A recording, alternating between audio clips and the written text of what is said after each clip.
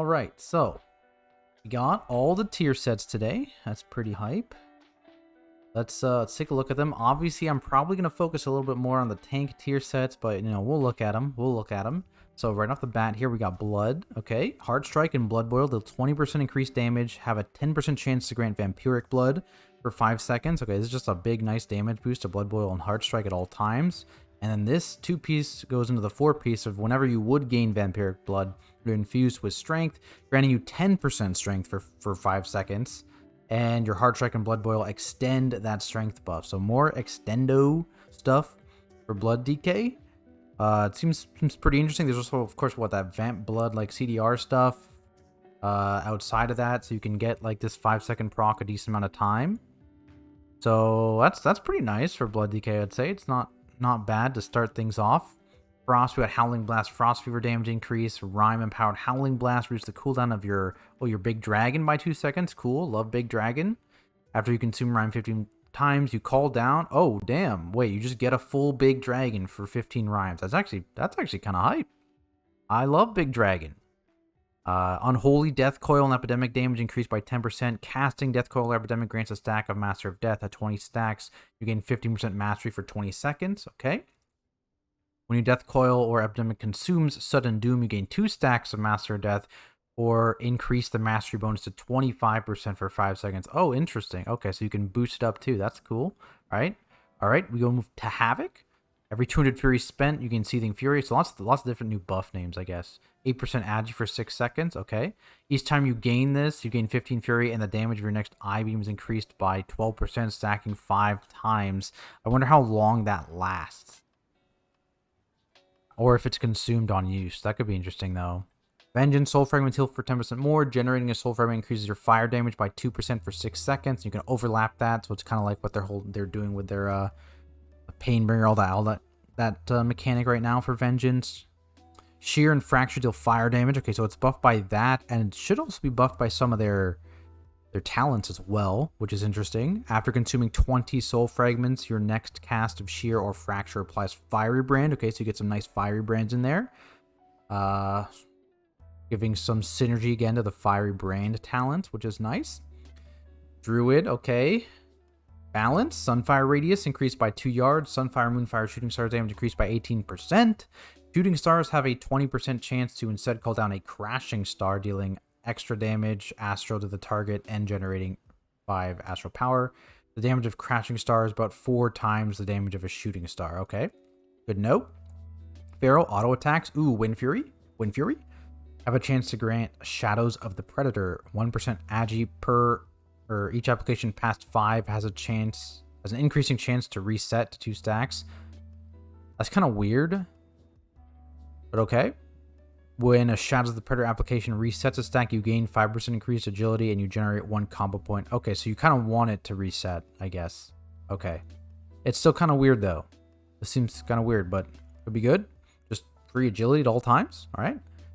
Guardian, when you take damage, Mangle and Thrash damage and Rage generation are increased by 15% for 8 seconds, and you heal for 6% damage taken over 8 seconds. So this is just all the time, because you're just going to always take damage in Mythic Plus. I guess it's not all the time in Raid,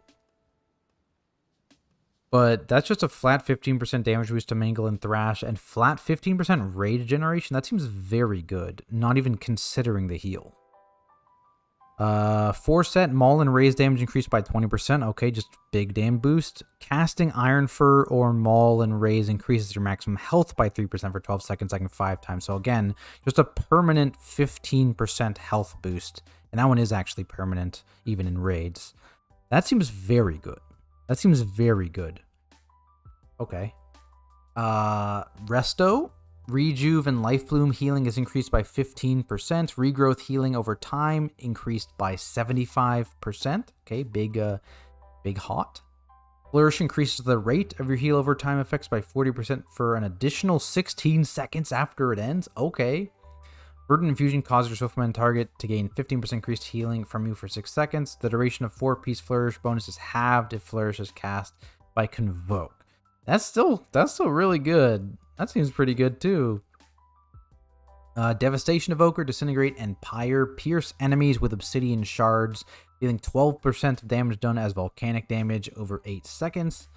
The Force set and power spells deal 8% increased damage and cause the obsidian shards to become supercharged, dealing 200% more damage for 5 seconds. During Dragon Rage, shards are always supercharged, so it even boosts that.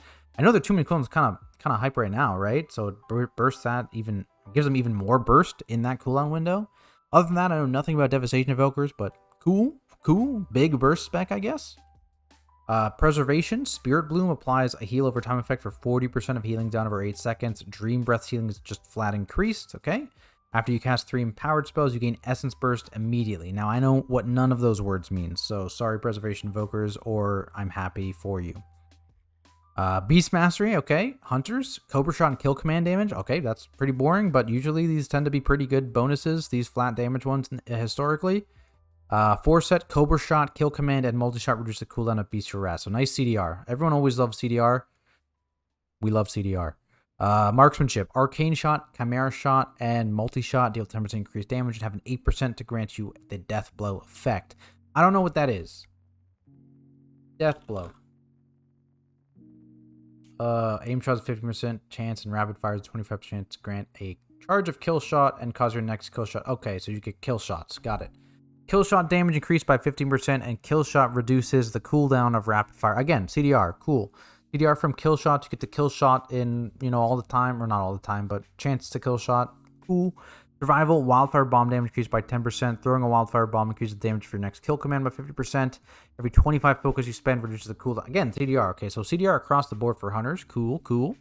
Arcane Mage, we got Arcane Surge increases spell damage by an additional 5%, and its duration is increased by 3 seconds. Cool. More duration on dam increased.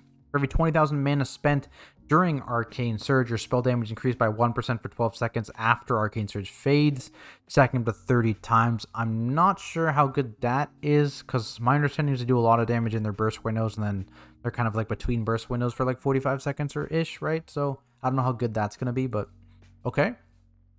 Fire. Phoenix Flames applies charring embers to all enemies it damages, increasing their damage taken from you by 6% for 10 seconds, okay?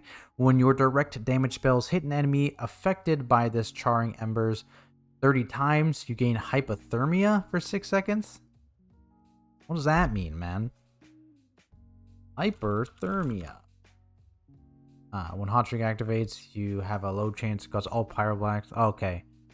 5 seconds of instant cast, guaranteed crit, Pyroblast, Flame Strike. Okay. Frost. Flurry and Frostbolt damage increased by 20%. Flurry causes an explosional impact, dealing 50% of its damage to nearby enemies. Damage reduced beyond 5 targets. Okay. Casting Ice Lance on a frozen target has an 8% chance to trigger a Brain Freeze. Okay. Makes the valley between the bursts not as deep. I'm understanding the arcane bonus right. Yeah, that makes sense, but still relatively low value because they're still going to be not great probably between bursts. It's my understanding, but hey, who knows? I know nothing about mage DPS, not claiming to. Disclaimer. Brewmaster. Okay, more tank stuff. Blackout kick damage increased by 20%. Okay, just another flat 20% boost for tanks. You have a 10% chance to not reset your elusive brawler stacks on a successful dodge. Okay, so a little RNG there, which isn't great, but I guess it's gonna probably even out in like a Mythic Plus pack. Might be weird in raid, but we'll see. Rising Sun Kick grants a stack of elusive brawler when you dodge, damage, and critical strike. When you dodge, damage and critical strike chance of your next Blackout Kick or Rising Sun Kick is increased by 5%. So I guess that consumes stacks when you use it. Okay, that seems okay. Definitely not anywhere near as good as the Guardian Druid one, I think. It might actually be one of the weaker tank ones, I think, so far. Anyways, Mistweaver. Renewing Mist has a chance to grant Soulfang Infusion, granting 5% your maximum mana. Oh, we're giving mana to Mistweavers. Let's go. Drinking a tea or gaining Soulfang Infusion increases the healing of your Vivify and Renewing Mist by 40% for 6 seconds. Okay, so they're getting some mana, and they're getting some healing here. That's nice. Okay, good. I know they can be very mana hungry, so that's nice. Windwalker, Rising Sun Kick deals increased damage and has a chance to go Nova, dealing fire damage to all enemies within 8 yards. Is that uncapped? Is that unsplit? It's just flat damage. That could be nice for AoE. Oh my god, we're giving Windwalkers more AoE. Your melee auto attacks. Oh, Wind Fury value for Windwalkers.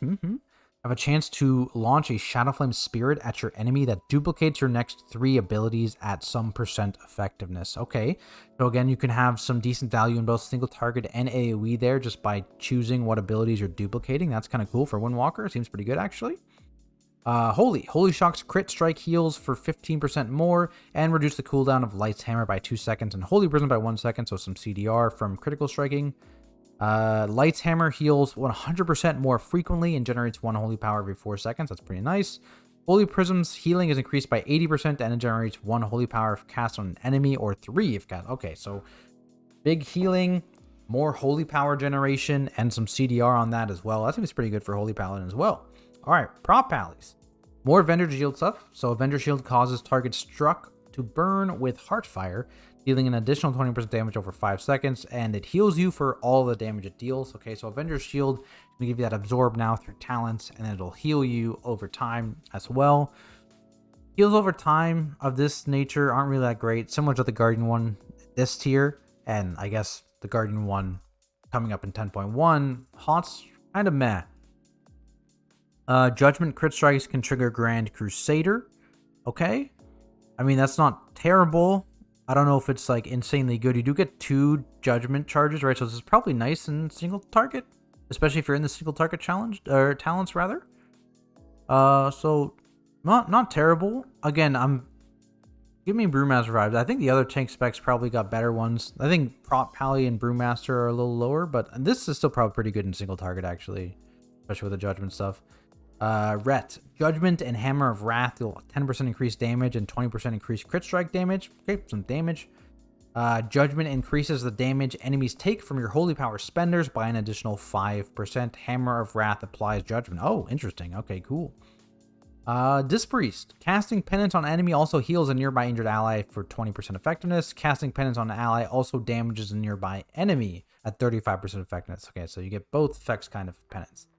Every 3 casts of Penance grants you Shadow Covenant for 5 seconds and converts that Penance to a Shadow spell. Okay, cool.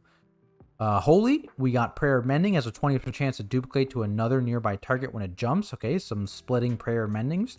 When Prayer of Mending jumps, it increases the damage of healing of your next Holy Word by 4%, stacking up to 15 times. Is this just going to maintain the whole time, maybe?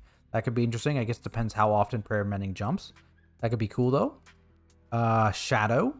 Consuming Shadowy Insight, Mind Blast deals 60% increased damage and generates 4 additional insanity, and then every 400 insanity spent summons Shadow Fiend and Mindbender for 5 seconds, so you get another summon there, which is nice. Rogues, they're definitely going to be getting away with it, right? Rupture and Crimson Tempest deal 33% damage as nature. I think that interaction is their mastery or maybe their talents or something like that, right?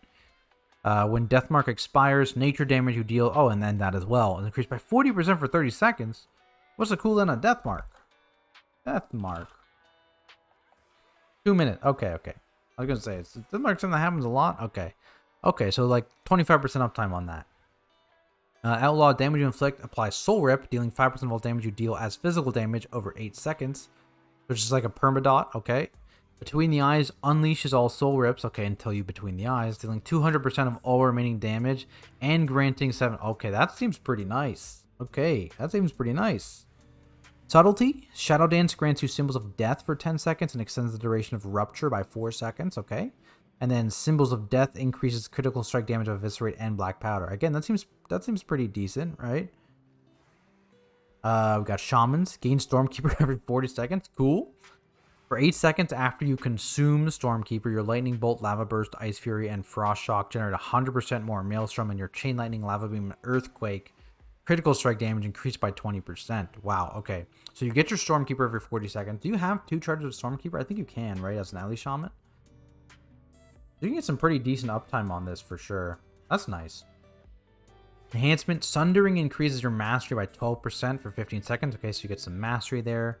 When Sundering hits a single target, okay, so single target damage boost, you gain 30% increased physical damage for 15 seconds. When it hits 2 or more, your next Chain Lightning increases or deals 50% increased damage and refunds 100% of Maelstrom weapon stacks consumed. So a different bonus in single target and AoE. Interesting there.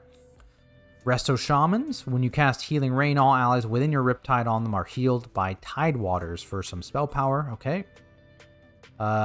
Each ally healed by this Tidewaters increases your haste by 1% for 6 seconds and increases the healing of your next Riptide by 10%. Okay, get some nice bigger single target healing, or I guess Riptide healing, and some haste for a little bit. But I think what haste is like notoriously not insanely great for Resto Shamans, right? I believe. Warlocks.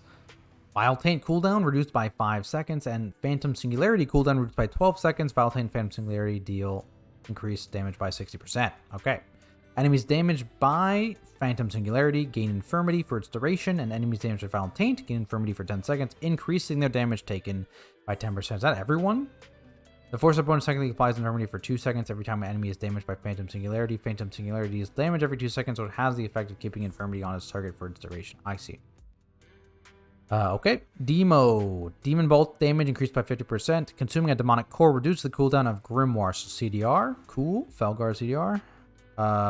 Felgar deals 40% additional damage and empowers your active demons, increasing their damage done by 20% while active. Cool, cool. Channel Demon Fire bolts, immolate, and incinerate have a 20% chance to fire an additional Channel Demon Fire bolt. Cool.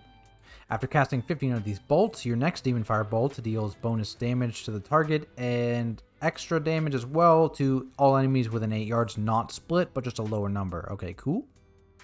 Big AoE. Arms, we got Deep Wounds, increase your chance to critically strike and critical strike damage dealt to afflicted targets by 10%. And that's just up all the time, I believe, right? Deep Wound critical strikes having a chance to increase the damage of your next slam by 25%, stacking 10 times. And cause it to strike up to 4 additional targets. Okay, so you get some cleave there, some AoE even. Chance for the force that bonus to trigger its effect increases at a diminishing rate for each target beyond the first. The similar effect spells. Okay, I don't know how that functions, but sounds good. Fury, rampage damage and chance to critically strike increased by 10%. Then Rampage critical strike against your primary target, cause your next Bloodthirst to deal 50% increased damage, and generate 2 additional Rage, stacking up to 4 times. And it also has a 100% chance of crit. Okay, cool. Again, don't know how Fury works. Sorry, buds. Don't know, but maybe that's good for you. Happy for you. Prot Warrior, here you go. Very last. Shield Slam damage increased by 15%, and it reduces the cooldown of Last Stand by half a second. During Last Second, that'll be a 30% damage and a 1 second CDR. Okay. For 10 seconds after Last Stand ends, okay, Shield Slam unleashes a wave of force, dealing damage to all enemies in front of you and reducing the damage they deal by 5% for 5 seconds. Okay. So that's probably essentially 15 seconds of a 5% DR whenever Last Stand ends. It doesn't say how much damage. That looks like it could do a lot of AoE if it's uncapped and not split. And it gives some, I guess, damage value to Last Stand, because Last Stand, it's kind of a mech cooldown to be CDRing. But if you're running Bolster and then you CDR it, but it could be decent. It could be decent in AoE. I don't see it being great in single target though, but I guess it's just still flat Shield Slam damage, so it's still pretty good in single target either way. So yeah, overall, we like tier sets. The tank tier sets are looking pretty good. I think the tank tier sets are looking pretty good. I think Brewmaster is like the least standout to me. I think Guardian looks really good though. I'm a big fan of the Guardian one. So you know, we'll see. You know, maybe we get a rework in the next one, and you know, maybe Guardian is sitting in a pretty good spot. Maybe sitting in a pretty good spot. The Guardian one, yeah, I'm liking the Guardian one. I'm liking a lot of the tank ones in general. So we'll see if, you know, any of these get buffed or nerfed over the next few builds on the PTR. But yeah, tier sets, hype tier sets. We also got raid testing this week apparently. Of course, it would be on Diablo 4 beta test weekend, but you know, it is what it is. So we'll rip some testing. We'll rip some testing this week. See how it goes. TBD. So we got the whole schedule actually. We got the whole raid test schedule. So yeah, make sure you guys check me out on Twitch. I'll be streaming probably all the raid testing. For sure.